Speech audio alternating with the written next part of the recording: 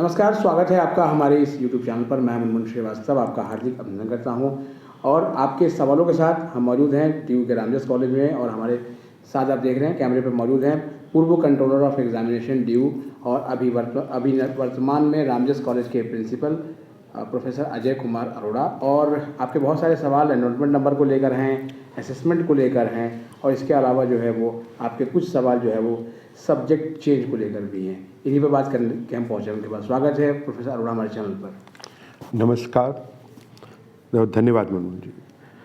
Sir, एक जो सबसे बड़ा सवाल था, अभी एनरोलमेंट नंबर आने शुरू हो गए हैं कॉलेज में, आपके कॉलेज की क्या स्थिति है? यहाँ भी सब बच्चों को मिल गया है? देखिए, जो एनरोलमेंट नंबर है वो कॉलेज में नहीं आते हैं, वो स्टूडेंट को डायरेक्टली मिल जाते हैं। और वो समर्थ पोर्टल में स्टूडेंट लाइफ साइकिल करके एक साइट है जो समर्थ के अंडर है, उसमें वो लॉगिन कर देंगे अपनी ईमेल, वही ईमेल होगी जिससे उनका एडमिशन हुआ है। और उस ईमेल से वो लॉगिन करके अपना एनरोलमेंट नंबर वहाँ देख पाएंगे।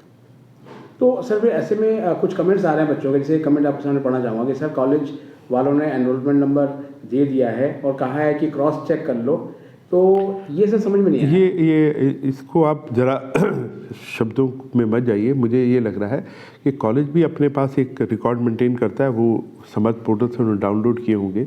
तो जो उन्होंने डाउनलोड किए कई बार, और वो स्टूडेंट को की मैपिंग की होगी उन्होंने अपने कॉलेज के रोल नंबर से, तो वो ये चाह रहे हैं कि जब आप स्टूडेंट समर्थ पोर्टल पे लॉगिन करे और वो देखे कि उसका वही एनरोलमेंट नंबर है जो कॉलेज ने उस बच्चे, उस विद्यार्थी के अगेंस्ट अपने रिकॉर्ड में किया है। तो एनरोलमेंट नंबर उसको कहीं एंटर नहीं करना, वो ऑटोमेटिकली समर्थ पोर्टल पे स्टूडेंट को अवेलेबल होगा। वो सिर्फ ये चाहते होंगे वो कॉलेज कि जो एनरोलमेंट नंबर उन्होंने अपने रिकॉर्ड में उस स्टूडेंट के अगेंस्ट रिकॉर्ड किया है वो ठीक है। तो सर, एक चीज़ और भी है कि मान लिया कि कुछ बच्चे पूछ रहे हैं कि एनरोलमेंट नंबर हमने गलत भर दिया, तो कोई दिक्कत तो नहीं आएगी? नहीं, एनरोलमेंट नंबर वो भरना ही नहीं होता ना, यही तो मैं बता रहा हूँ कि एनरोलमेंट नंबर समर्थ पे ऑटोमेटिकली आता है। और जब वो भर देंगे और उसके बाद ये ऑटोमेटिकली उनके रोल नंबर जनरेट होंगे। जैसे ही रोल नंबर पहली बार फर्स्ट सेमेस्टर वालों के जब रोल नंबर जनरेट हो जाएंगे और वो प्रोसेस जो है वो ऑटोमेटिकली है, उसमें स्टूडेंट्स का बहुत ज़्यादा कंट्रोल या इनपुट रिक्वायर्ड नहीं है। कुछ सवाल सर जो है वो इंटरनल असेसमेंट को लेकर हैं कि क्या जो है वो रेगुलर कॉलेज के स्टूडेंट ने पूछा कि इंटरनल असेसमेंट में वो फेल भी हो सकते हैं? देखिए, असेसमेंट है, असेसमेंट एक तरह का इवैल्यूएशन का प्रोसेस है।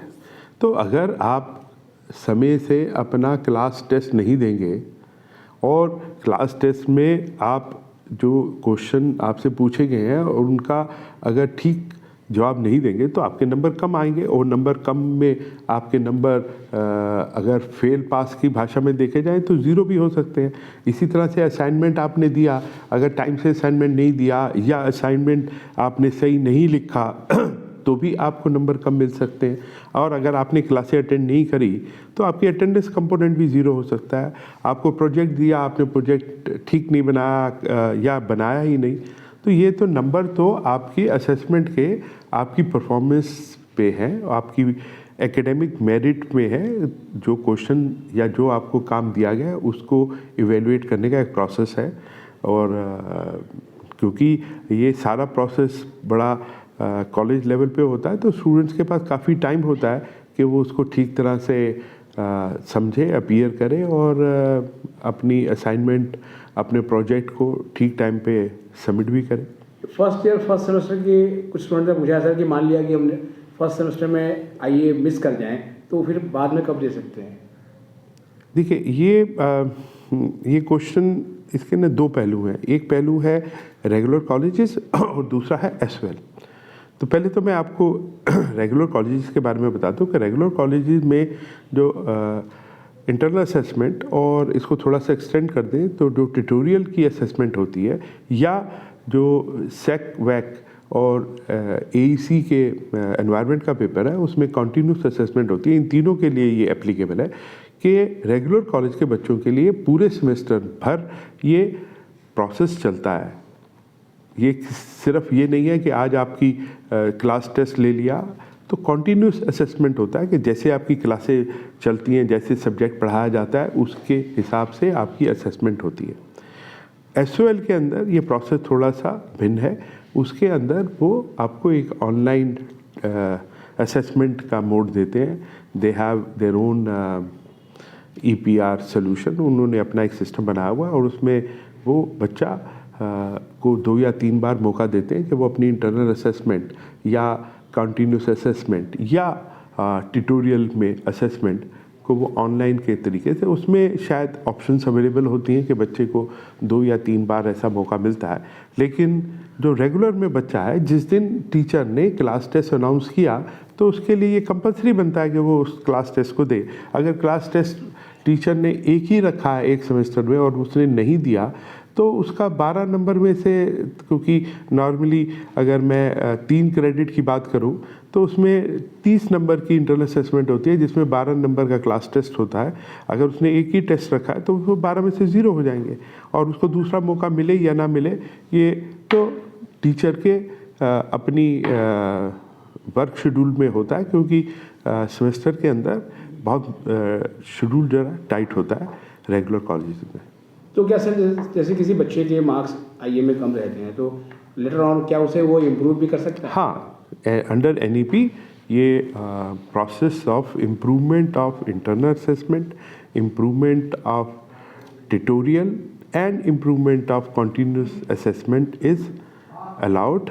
और आने वाले वक्त में जो थोड़ी बहुत कठिनाइयाँ बच्चों को हो रही थी, मुझे लग रहा है कि दिल्ली विश्वविद्यालय को इस पे संज्ञान लेते हुए वो एक नई स्कीम और प्रोसेस ला रहे हैं, इंटरनल असेसमेंट, कंटिन्यूस असेसमेंट और ट्यूटोरियल की इम्प्रूवमेंट। अर्थात अगर आपने फर्स्ट सेमेस्टर में इन कंपोनेंट में आपकी परफॉर्मेंस आपकी अच्छी नहीं रही तो फिर आप वो थर्ड सेमेस्टर में कर सकेंगे। और अभी जो प्रॉब्लम्स कुछ कॉलेजेस को हो रही थी उसके मद्देनज़र रखते हुए कुछ चेंजेस यूनिवर्सिटी करने जा रही है, जो आने वाले कुछ दिनों में अनाउंस हो जाएगी और वो ज़्यादा स्टूडेंट सेंट्रिक है, पहले से भी ज़्यादा स्टूडेंट सेंट्रिक है।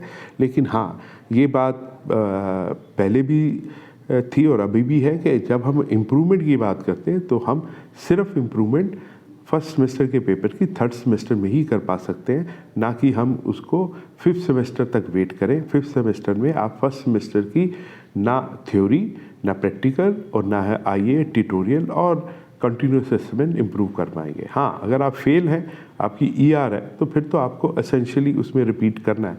लेकिन इम्प्रूवमेंट सिर्फ आपके इमीडिएटली पिछले सेमेस्टर की, मतलब पिछले सेमेस्टर का मतलब उस पर्टिकुलर इवन या ऑड वाले में ही आप कर पाएंगे। एक सवाल सर, बहुत स्टूडेंट्स का है कि हमने एग्ज़ाम फॉर्म में कुछ पेपर्स के सब्जेक्ट कोड गलत भर दिए, तो उसे ठीक करने का प्रावधान क्या है?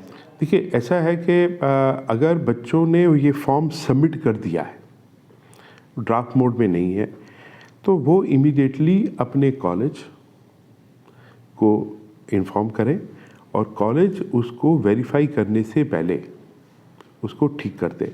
अदरवाइज़ वो थोड़ी सी ज़्यादा प्रॉब्लम हो जाती है, क्योंकि आप पढ़े कुछ और, आपने एग्जामिनेशन फॉर्म कुछ और भर दिया। मान लीजिए आप